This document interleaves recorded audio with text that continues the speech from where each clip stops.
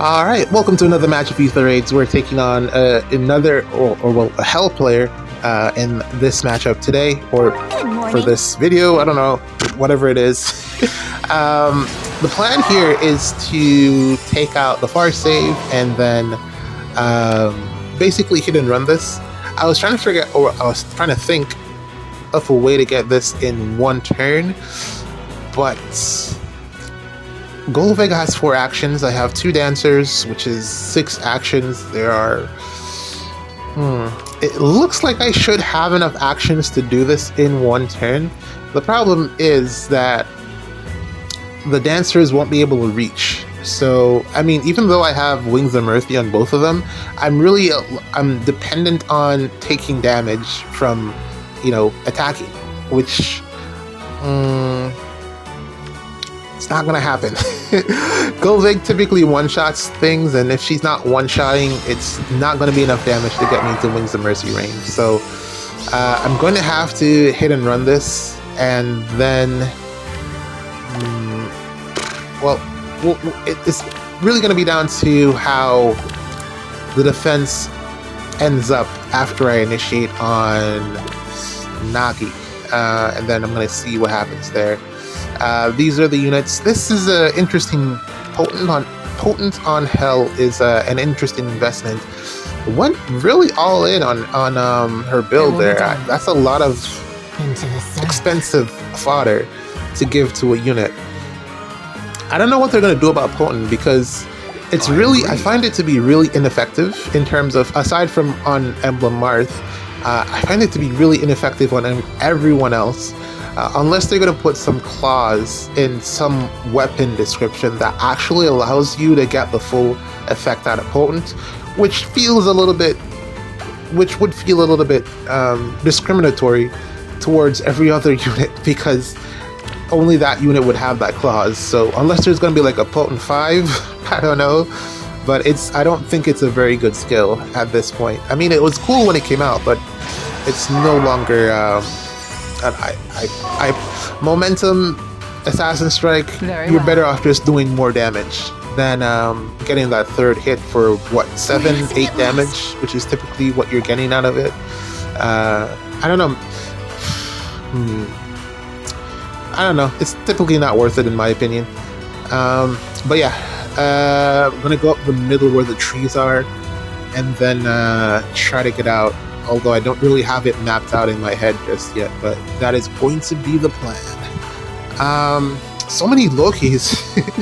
It's a real pain, because I have this Asker here on pretty much every team, and the extra status effects do they conflict with everything that Loki's going on with. So it's been a real pain this week, just trying to play around it. But we're going to try to figure it out, because it's not that the status effects really matter in terms of some of the combats. It's some units actually, like, I really want to keep the null follow-up and stuff. It's really important to have, but then I could always just swap that out eventually for something else. And she also has... What is it? Does she have the speed wave thing that gives no follow-up, so it's kind of like whatever at the same time. But I don't know, man. It's kind of just annoying to actually have to just play against Loki. She's kind of a pain. Kind of a pain. It will be done. Not the worst, but still annoying. Okay, how do I go about this? There's gonna be a swap somewhere. Very well. I want to go on this turn because I don't want to eat the debuffs from Hrid. Even though I think I should still be able to win the checks that I need to, even if I were to get debuffed, but I don't want to have to deal with that. I think we're gonna swap at some point. I've just got to figure out how to do it. And unfortunately, it's looking like I have to waste my dance here. I actually messed up with the positioning of Uller. She should have been in the spot that Asker's in, and because of that, I gotta waste this dance, unfortunately. Because I gotta swap like so, and then we go up, and we hit Nagi for, this is hopefully 1 billion damage. Although I don't think I'll get the Deadeye off. Let's see. What is it?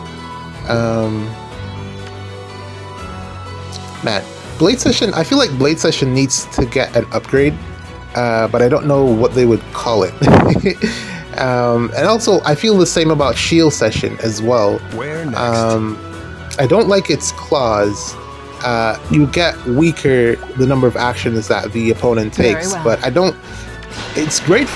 The opposite is great for Blade Session, but in Shield Session's case, it doesn't really work out in your favor. No, You don't well, want stat drops.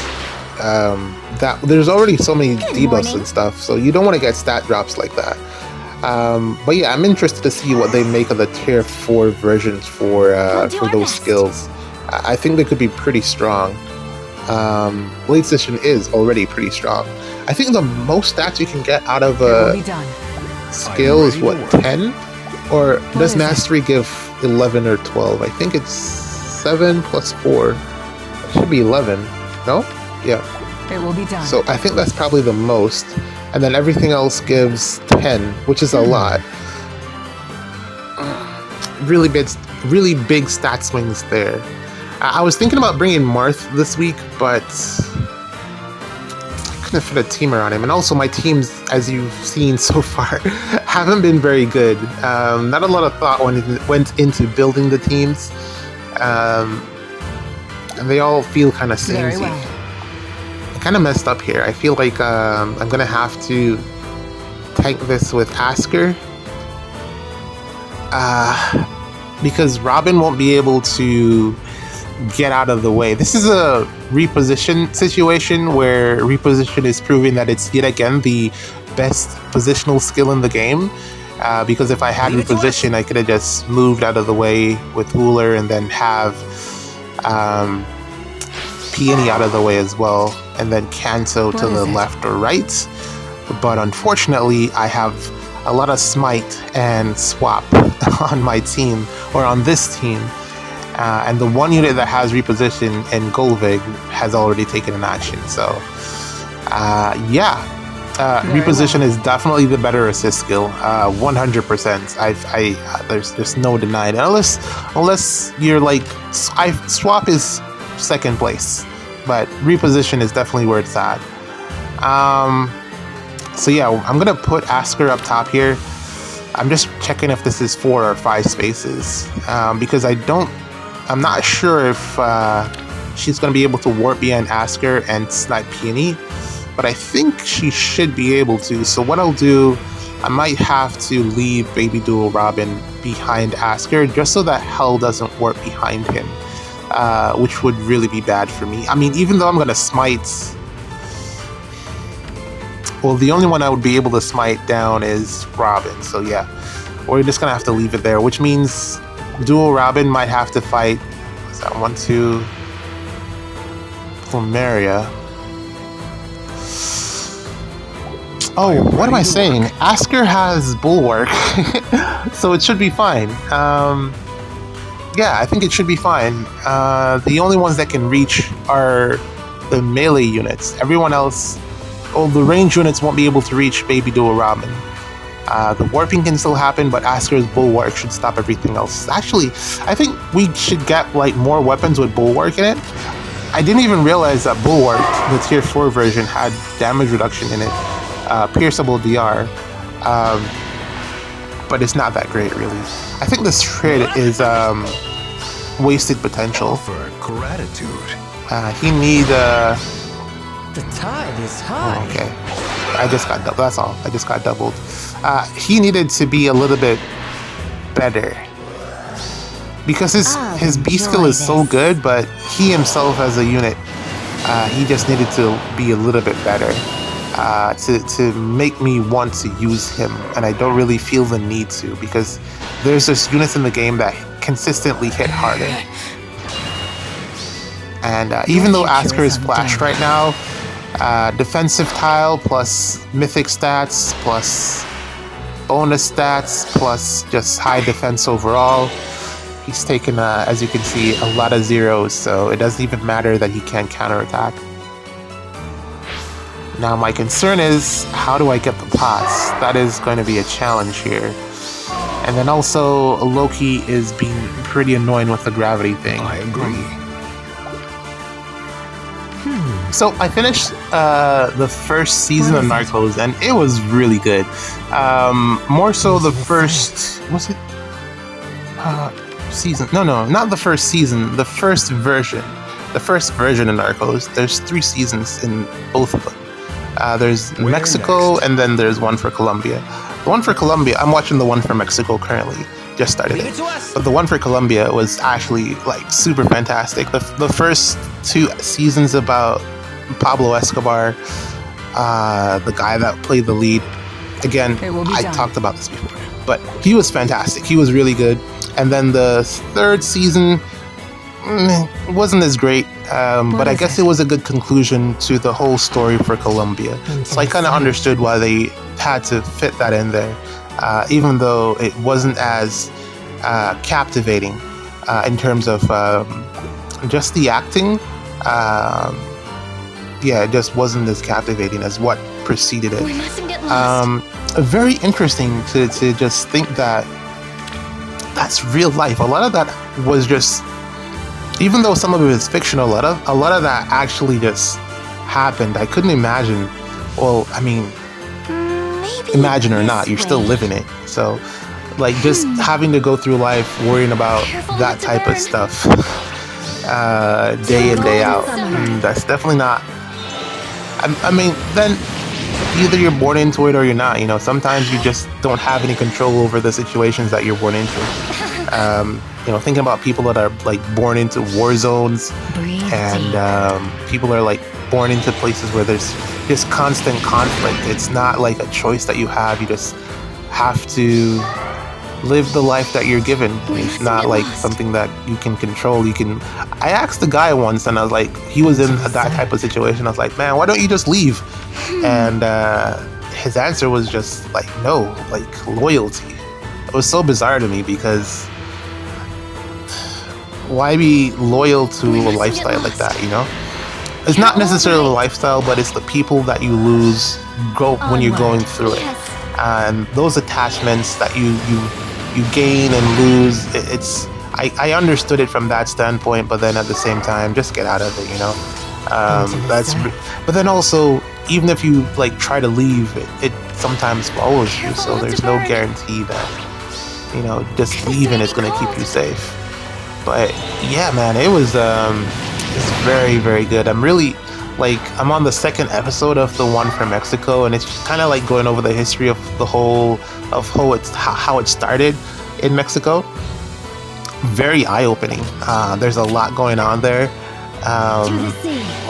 Like looking at all of the Uncle Sam being involved and how they got involved to begin with, and the role that they played, and then how the traffickers were actually doing the stuff. It's really interesting, man. It's good stuff. And I definitely got to give a big shout out to whoever is like as a officer of the law working in that field. Very dangerous stuff. Very, very dangerous stuff. I could not just looking at how stressful. Man, it takes some balls, man. You got to know that you're in it, and you got to know that you're in it to win it. There's no quitting. There's no quitting, because your face is literally all over it, you know. But yeah, let's see how that goes. It's such a weird juxtaposition, you know. Whenever I take a break from anime and I watch stuff Leave it to us. real life stuff, it's such a weird adjustment, because I'll find myself craving the peace of my fictional, or not even the peace, but the safety of my fictional stories, my fictional cartoons. Whenever I have to whenever I'm faced with the realism of actual life, it's just a lot to deal with. It's such a burden. So it's always good to have that escapism into just animated stories and panty shots. It's really good to have that as a nice little escape from the reality of the world that we live in. And also, you know, games are fun. Yeah, heavy. I went heavy for some reason. Very I don't know. But yeah, Narcos has been pretty fantastic so far. I wonder if there's like a third. I don't know what I'm going to watch after I It will be finish done. these two. I actually picked up the second season because Don is nowhere near complete. I think they're going to do like 15 episodes of Don, and I think that's probably where I'm going to pick up my animes when, you know, I hate cliffhangers, so I'm just going to wait until most of them are over. And What that's is the it? main one that I want to watch for this season. ReZero looks like it's like We'll do picking our up. best. But nah, I'm really just looking to see what's going on with Dandadan. It's really my type of weird. Very well. And then I don't know, man. I don't have anything else planned.